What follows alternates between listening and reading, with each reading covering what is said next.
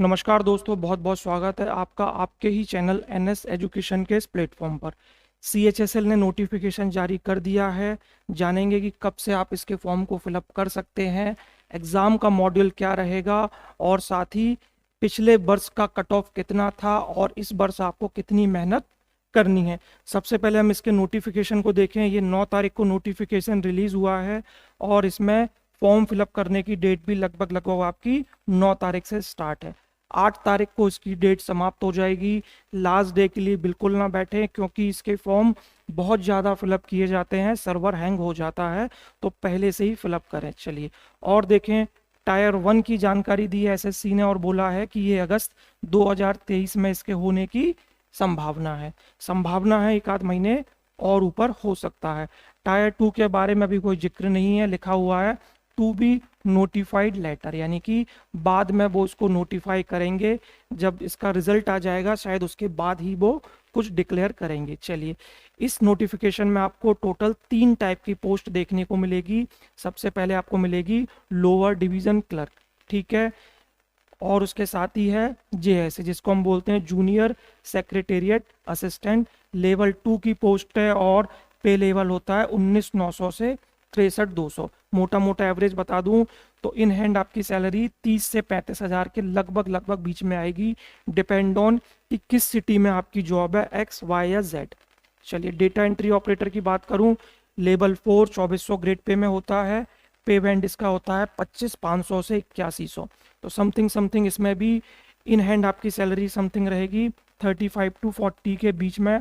वही depend on कि आप किस सिटी में आपकी नौकरी है, एक्स वाई या फिर जेड। चलिए, इसके बारे में हम और चीज़ें और जानकारी लेते हैं। मुख्य चीज़ों की जानकारी लेंगे, हम सभी के बारे में डिस्कस नहीं करेंगे। 70 पेज का नोटिफिकेशन है, जो हमारे काम की चीज़ें हैं सिर्फ हम उसी के बारे में ही चीज़ों को पढ़ेंगे। चलिए, एज के बारे में बता दूं, 18 साल से लेके 27 साल तक के स्टूडेंट्स इस फॉर्म को फिलअप कर सकते हैं, जनरल वाले। और कैटेगरी वाइज देखें तो रिलैक्सेशन दिया गया है as per category, SC ST OBC and reserve, वो आप देख सकते हैं, वो आपको रिजर्वेशन मिल जाएगा।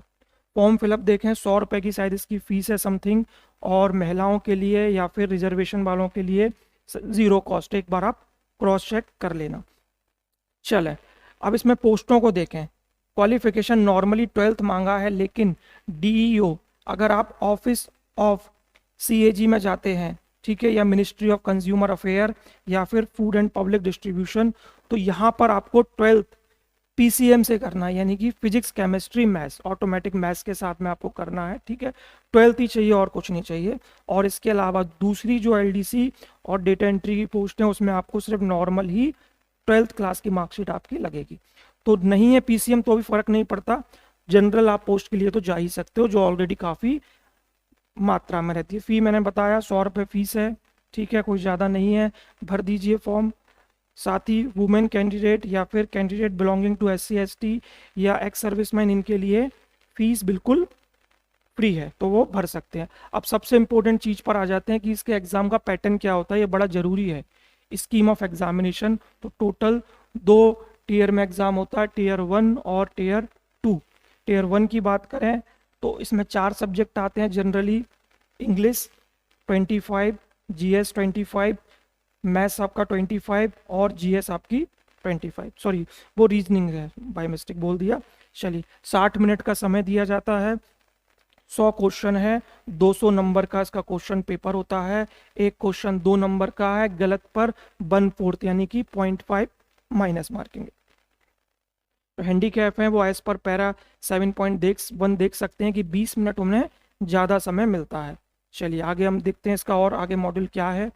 चलिए, ये क्वालिफाई करने के बाद में आप पहुंचते हैं टायर 2 के लिए।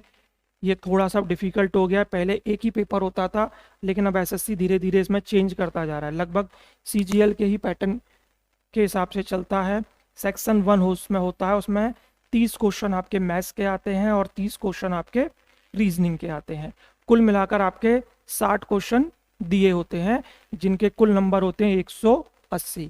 बात करें इसके सेक्शन 2 में, तो फिर एक इंग्लिश का पेपर हो जाता है, और यहाँ पर सबसे बड़ी चीज़ क्या है कि इंग्लिश की 40 नंबर के क्वेश्चन आपको आते हैं, यानी कि एसएससी सीएचएसएल का अगर हम मेन सार देखें, जो मुख्य स्रोत है वो इस समय क्या है, इंग्लिश, यानी कि इंग्लिश का वेटेज बहुत ज़्यादा है, ठीक है। रीजनिंग 30 और मैथ्स 30, जीएस का वेटेज थोड़ा मेंस में कम हो जाता है 20 नंबर का। ओवरऑल 360 नंबर का आपका पेपर होता है मेंस का, ठीक है।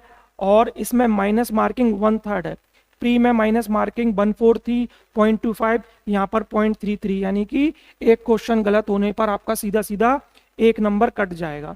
चलिए, जैसे ही आप इसको क्वालिफाई कर लेते हैं तो उसी दिन ही आपका ये होता है, हालांकि चेक बाद में होता है लेकिन सेम डे आपका कंप्यूटर प्रोफिशिएंसी टेस्ट हो जाता है, ठीक है।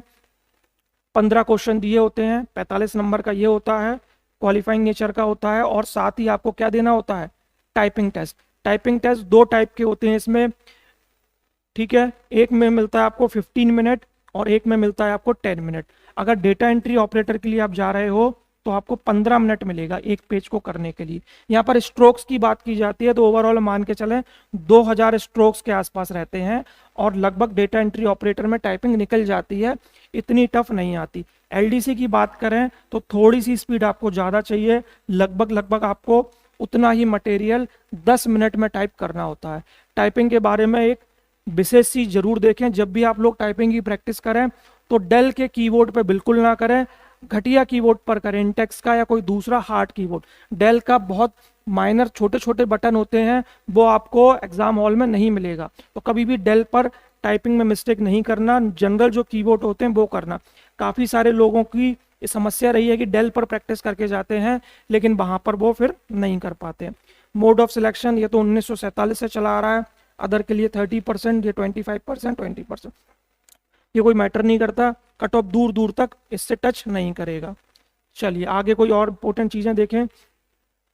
रेजोल्यूशन ऑफ टाई ये कोई मैटर नहीं करता, जब फाइनल हो जाएगा तो फाइनल स्कोर में जो टाई अगर किसी के बीच में हो जाता है तो डेट ऑफ बर्थ से काउंट किया जाता है, अगर उसमें भी सेम आ जाता है तो अल्फाबेटिकल ऑर्डर, तो ये बहुत ज़्यादा मैटर नहीं करता है। अब हम सबसे इंपॉर्टेंट चीज़ इसकी देख लेते हैं कि इसका कट ऑफ कितना जाता है। जो लास्ट ईयर का कट ऑफ है हम उसको थोड़ा सा देख लेते हैं कि फाइनली कट ऑफ इसमें कितना जाता है। 1 मिनट में क्वेश्चन खोल लेता हूँ। टायर 1 का कट ऑफ देखें तो टायर 1 का कट ऑफ जनरल के लिए लगभग गया था 140 नंबर, 140 नंबर, ठीक है। और हम टायर 2 की बात करें, पेन नहीं चल रहा, चले कोई बात नहीं, चालू हो गया, ठीक है। चलिए टाइड और जनरल की बात करें 140 नंबर, एससी की बात करें 112 नंबर, एसटी की बात करें 104, ओबीसी की बात करें तो लगभग वही 140 नंबर, ईडब्ल्यूएस 131, ईएसएम 55, इस तरीके से कट ऑफ समथिंग जाते हैं। तो प्रिपेयर रहिए। अगर हम मेंस के कट ऑफ की बात करें तो वो भी हम देख लेते हैं लगभग मेंस का कट ऑफ क्या जाता है इसका।